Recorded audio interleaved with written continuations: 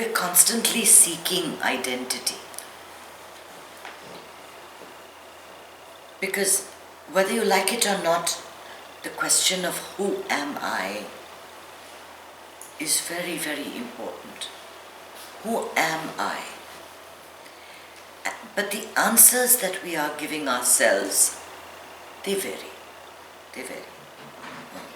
A lot of people, it depends on the level of existence that you're stuck in. There are a lot of people that are out there in the world and trying to make, say, political success. So their identity is in politics, in the level of success, and they get buffeted by everything that happens, right? It's similar with celebrities. What about the scientists? Scientists are stuck at the level of intelligence, right? There is my way, the way I think, and whatever everyone else thinks is wrong. Scientific arrogance is perhaps the worst. They're the ones that, condemn everything that cannot be proven by science. So whatever science, so basically that means gravity did not exist till that apple was dropped. Right? Till Newton discovered laws of gravity. What happened before that? Oh, it didn't exist. It's only science revealing truth. All scientists can do is reveal truth, yet they're stuck at what they know.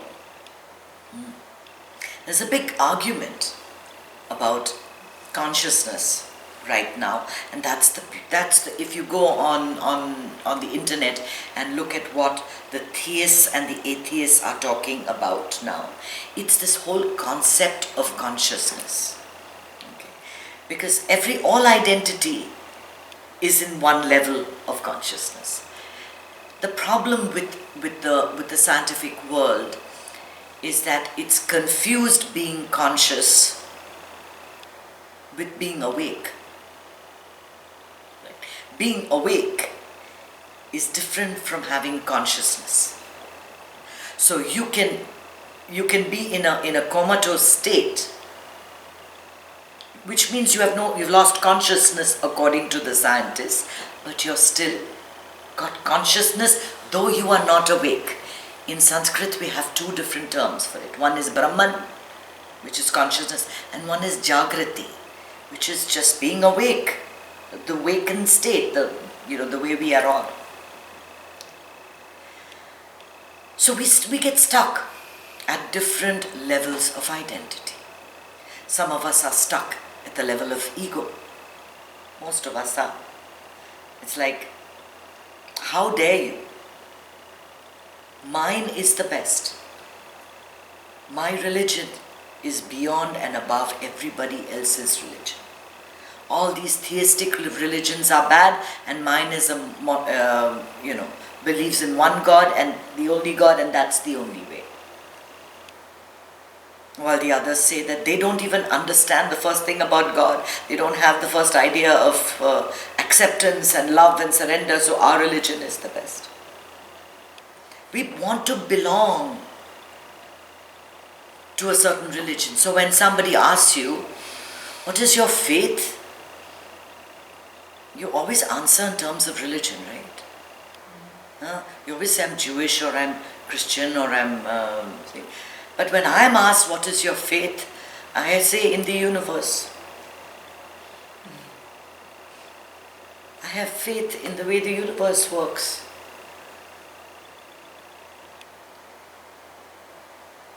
And then we go smaller. In India, in fact, it becomes even more important because we have so many different states. And in each state, not only do they cook food a different way, not only do they speak a different language, everything about them is different. The way they dress, the way they wear their clothes. The culture in each part of the country differs completely. A Bengali is nothing like a Malayali. A Rajasthani is nothing like a Tamilian. But through the ages in India, it is perhaps one of the only cultures that has allowed people to come in, just made them a different caste, and continued living the way they were living. Which is why they never got wiped out. If you look at any other culture, look at the Mayans, you look at the Chinese culture, completely wiped out and replaced. All of South America, completely, the entire cultural identity metamorphosed, changed completely. They do not identify with the way they lived, with the things that they did earlier. Most often it was Christian invaders that superimposed their religion on it and wiped out whatever was there. But in Egypt it was a Muslim culture that did the same thing. In India we had Muslim invaders and we had Christian invaders. They've come, hundreds and thousands of them have come, they've converted part of but they were not able to wipe out the way of life, which we call Sanatana Dharma, and that has continued till today.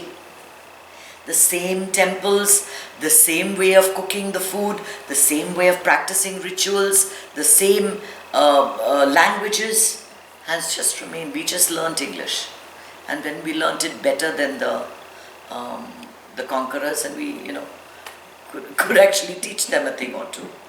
That's true. It's true. Every Indian speaks English. Gets him into the IT market. Mm-hmm. For a lot of the Indians that first came into this country, they felt a need to fit in. A need to give up their culture and adopt what was local.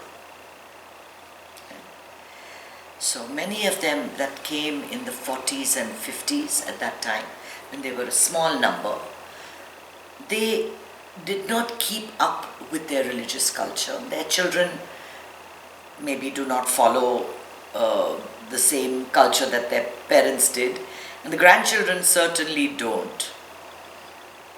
And it's all getting watered down. The present generation that come, we've got numbers. So I feel that the present generation is much more invested in keeping the culture alive. But whether you like it or not, the culture keeps changing. It certainly was not the way it was 1,000 years ago, 500 years ago, 100 years ago. Even today, the culture in India is very much westernized. It's a combination of East and West that's come together. It's a blend. Things are getting watered down where 100 years ago you would not see anyone from Kerala marrying someone from Punjab. Completely different cultures. Today you're seeing it in India. You're seeing people blending. You're seeing, but what is happening as a result of that is that the strict adherence to religion and ritual has gone. The old religion in a few years will get replaced with a spiritual religion. And it's happening in this country too. We see it among all communities. There is always this battle of maintaining who you are and mixing with the others. And finding that balance between retaining what's good in your culture and pulling in what's good in their culture. But sometimes they just do the opposite, They take in what's not so good.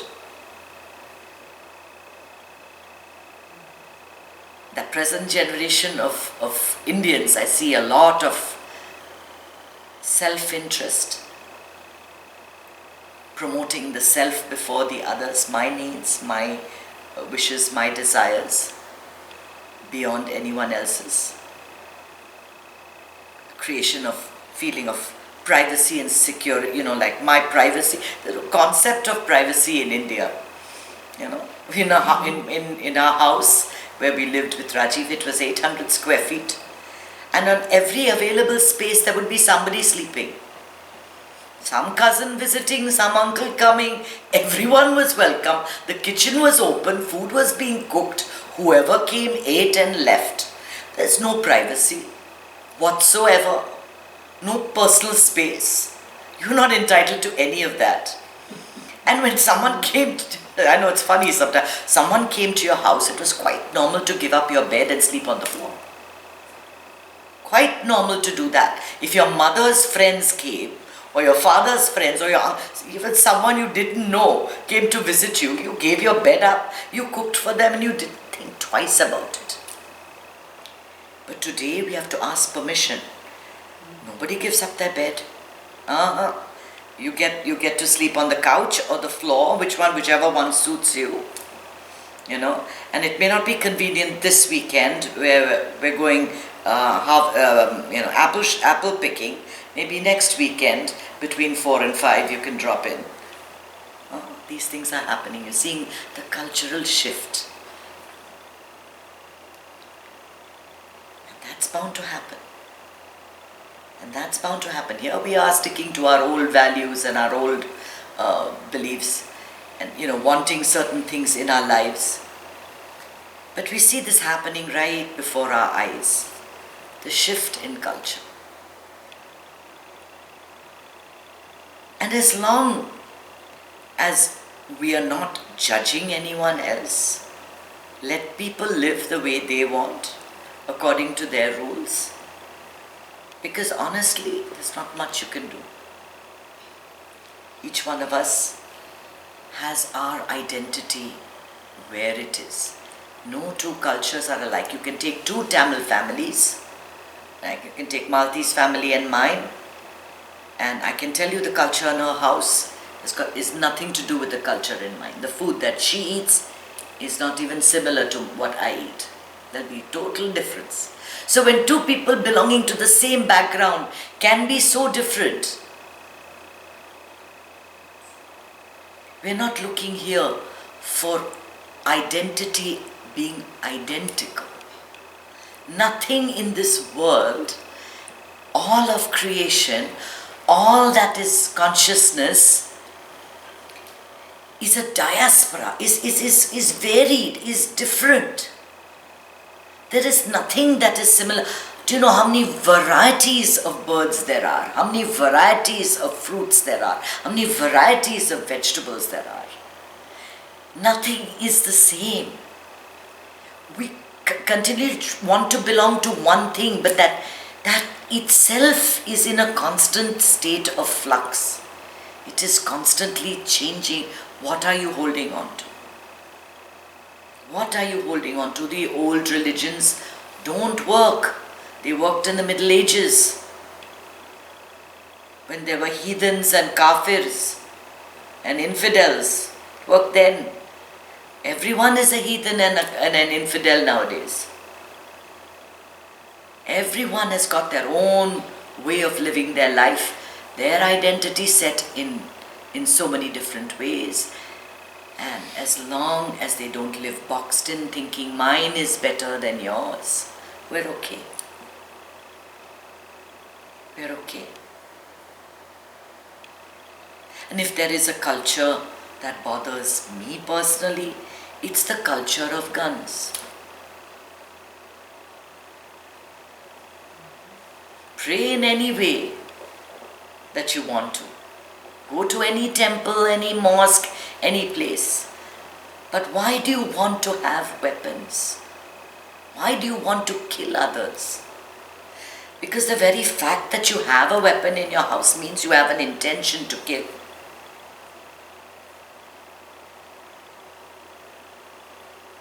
When their cultural identity is stuck in their guns, that is a huge problem for everyone around.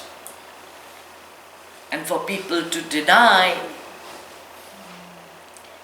that the problem is because of guns, for people to deny that the problem is basically one group of people saying, I'm better than all of you and you don't deserve to live, What do you want to call it? Do you want to call it racist? Do you want to call it classist? Give it any name you want. But it's one group of people saying they're better than the rest. That is the culture that in today's day and age is the one we need to do away with. We need to make changes there. Make it a more peace-loving, a much more tolerant and compassionate culture, where we appreciate each other's background and upbringing. We go and eat Cuban food one weekend and Thai food the next. We're willing to eat their food, Chinese food. And who doesn't love Mexican burritos? But we don't want to tolerate the Mexicans. We're okay with eating their burritos. How does that make any sense? If your cultural identity is one of superiority, then there's a problem. If it's one of inferiority, then there's a problem. We need to understand that we are all manifestations of one consciousness. That as you approach your life as God. I am God facing God. That it's all is one. Whatever's in me is in you.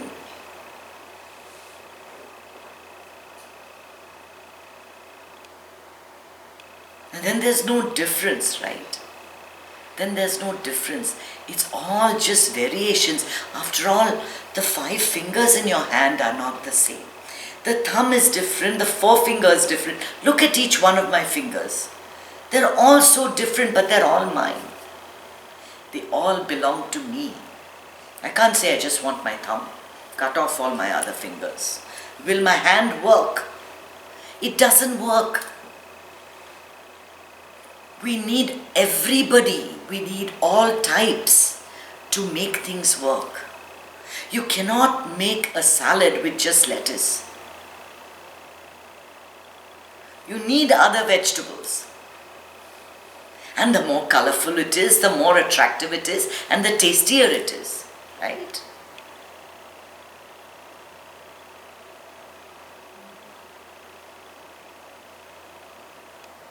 So what we do is we throw away our identity that's in all these different things.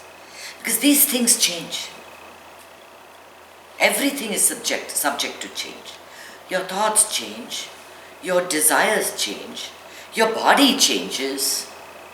What happens outside you, the job opportunities, the successes, the failures, the money comes, the money goes. Everything is in a constant state of flux. But there is one thing that is unchanging and observing it all. And that is what we call the Brahman. Supreme consciousness that is flowing through you, that is watching all this drama play out. We repose in that.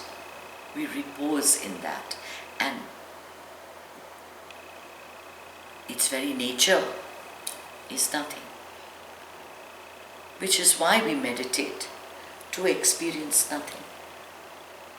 After all, when you do your meditation, what are you getting?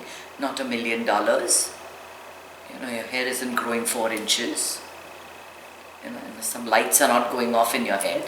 You're just experiencing nothing.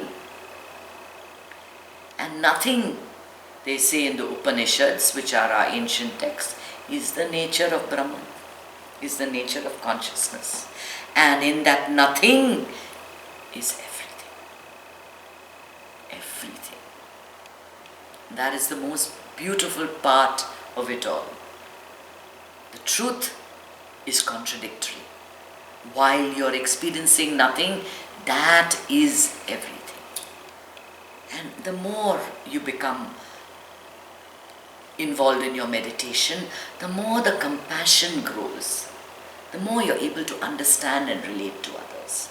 And that life is so beautiful. Life becomes so beautiful. Filling yourself with hatred, with feelings of superiority, with negative emotions like envy and jealousy, how does that make you feel? It makes you feel horrible. A hate-filled mind is horrible. So you don't want that. You don't want that. Create your bubbles of peace. Burbuhaste pas. That's all you want. Stay in your bubble, and as the meditation grows within you, the perfume spreads all around you. As you spread more and more compassion, it grows. It grows. And life is just simply effortless, and that's what we're looking for. Om Namah Shivaya.